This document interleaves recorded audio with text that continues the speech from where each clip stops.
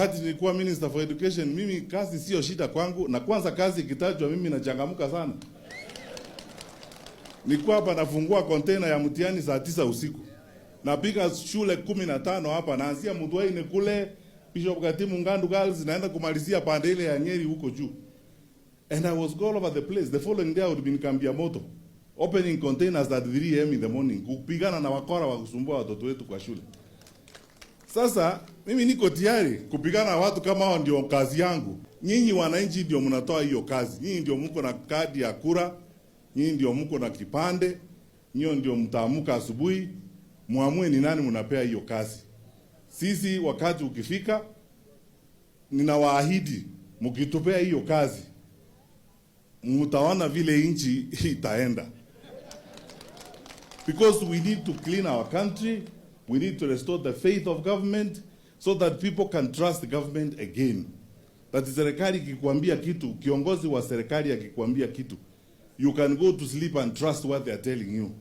Sio eti wanaambiwa hii tunacheza na wananchi vile tunacheza hivi. Watu wanapiga nduru hapa Nyeri wako na shida. Kule Nyamira wako na shida. Kule Taita Taveta wako na shida. Kule Kakamega wako na shida. Sasa ukabila unatusaidia nini? Sisi sote tuko na shida.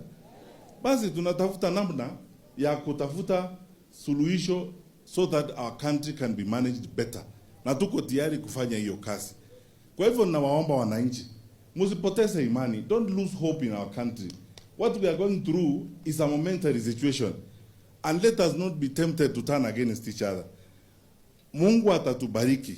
We have had some challenges before, but we always rise again. This country is built on resilience. Wakenya ni watu wa kufanya bidii. Wakenya ni watu wanajua vile tunataka kwenda mbele. Don't lose hope. Tukae pamoja, tushikane.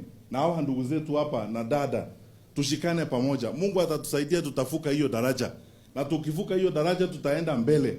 We will fix our challenges. Hizi zote tutatengeneza. So that we fix our education system properly, so that watu wawe na imani kwa elimu yetu.